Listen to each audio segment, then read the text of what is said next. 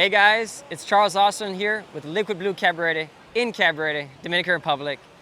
And I'm happy to announce that it's not my school bag, it's a backpack. It's not a backpack, it is the Strike V3 in a backpack. And we finally got our hands on this around 3 weeks ago. It's the first one in the Dominican Republic. And a lot of people have been asking me, especially some friends from Puerto Rico, they've been asking me, Charles, is the Strike V3 worth upgrading to? How is it? What is it like? And to say the least, it's definitely an upgrade. As you've seen, I've made some videos on the Strike V2, as well as the Swing V2, but I've never made a video on the Strike V3 since it just came out. But the thing is with this wing is that sort of similar in kiteboarding, whenever new models are coming out, you're always wondering, is this model actually any different? Is it any better? Did they really do anything other than change the graphics or the colors? And for this wing, I can honestly say that they have done a lot of upgrades and changes to it that are noticeable and are worth talking about, because it is something not totally different, but definitely different in a very good way.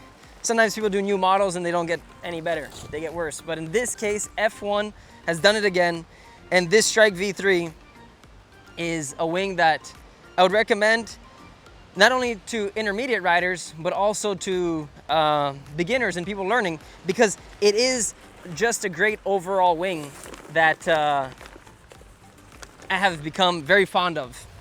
So one of the noticeable differences, we're gonna be doing a close-up of it, but if you're familiar with the V1s or the V2s, there wasn't a one pump system. So essentially, you pump up the main inflate and it's gonna pump up the whole wing. Now that's changed. It's two different valves, so you can control the PSI of your center strut and then control the PSI of your leading edge. And the idea there is that you can make your center strut a lot stiffer, so it's a little bit more, even more responsive. And then you can adjust your leading edge to the PSI that you desire, which also plays an effect, but generally it'll be a little bit less PSI than your center strut. So this one, just for the technical guys out there, they recommend, this is a 5-meter Strike V3, they recommend the leading edge to be at 9 PSI, and they recommend the center strut at 10 PSI. So right out of the bag, of course the graphics are new. The first thing that caught my eye was the fact that there was no one inflate, that it was two inflates to pump it up. And then the other thing, which a lot of people have been talking about on the internet, is the handles. So everyone has always been talking about, oh, I want stiff handles, I want hard handles. And F1 is never one of the companies to do things for no reason. They're always doing things with a logic, and they've kept the same, let's say, soft handles that they've had since the beginning, but now they made them a little bit more rigid. So you can already see that it's keeping its shape while I'm just holding it. But when I pump it up, you're definitely gonna see what it's like. And there's some videos of it bouncing that you can tell that there's very little play with the handle. And you're gonna see that more once it's pumped up. So other than that, what are some of the changes? There is definitely the technical changes that they've been mentioning on the website, and for some people it is relevant. For others, they really don't know what's going on. But to put it easy in layman terms, basically they've come out with some new materials and some new ways of stitching those materials together.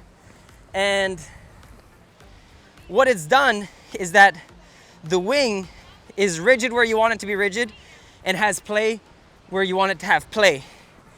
Super well balanced in the sense that once it's pumped up, you're gonna see how this thing just floats in the air, light as always. Here we gotta get it to 10.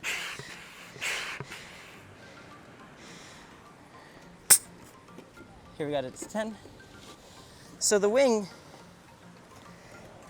as always, super light. I'm standing behind a board. Super light, a lot flatter than the previous years. You can tell it's a little bit sandy. I have been using and testing it. But what I was talking about with the handles, so if you see here, the handles are more rigid, even though they're soft handles. So this has made it that you have a very direct response in the wing. Not to say that you didn't have that before, but now a little bit more emphasized, that you feel like you have a direct response right with the center strut, no matter where the wing is, because there's no play. You know, the handles are not going where they want, and they're not sort of squishy. So they're just soft but hard, rigid in the right way. And as you can tell, pumping up the wing, it's not a big dilemma that there's 2 valves. You can pump up one nice and easy, and then you pump up the other one even easier because it's even smaller. It comes with the same wrist leash as the previous model. You can always upgrade to get a swivel, but me, I've never been hooking my leash at the original location. I always hook it up to the handle. The reason is that when I bring the wing up, I like to be able to grab the handle right away. But in any case, as you can tell, the wing is a lot flatter, and especially when it engages, it keeps that profile of just flatness. Not much moving in terms of the material, no fluttering, right? No fluttering. When you pop, it works nicely, nothing moves. So F1 has done a super great job this year with the Strike V3, because where there was potential improvements on the V2, they did them here. And extra, that flatness of the wing and that rigidity, I feel, has given it more power once you're powered up, and even more lift, for example.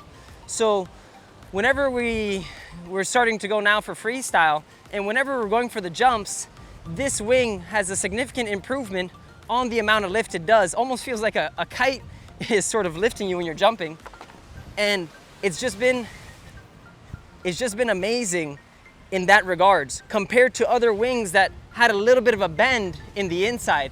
This one seems to really hold that power, not move, and just be totally balanced and responsive, which is what you want in a wing. And then of course, light.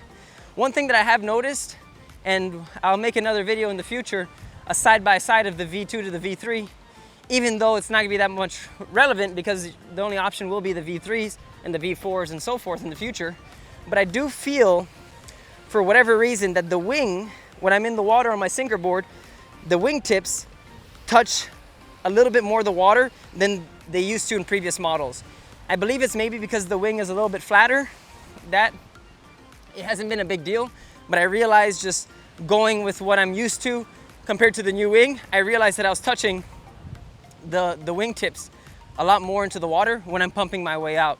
We might see that in the video later on. But in any case, if you have a Strike V1, if you have a Swing V1 or a V2, and you're thinking to do the upgrade, I would definitely consider it. Sure, the price did change in most of the countries. It went up probably around 5–10% depending where you are in the world. But it's an amazing wing. It's exactly what you need to learn on and even perform on, which has always been my thing with F1, that some companies might make a very good beginner wing, or they make a very good wave riding kite, or they make a very good whatever it might be, specific. But people have a very hard time getting the overall all-in-one sort of piece of gear. And I'm not saying that you shouldn't consider the Swing V3, which is coming out as well, but what I am saying is that if you got the Strike and you're a beginner getting into the sport, or you're already advanced, this wing will do it all for you, which is what's super nice about it.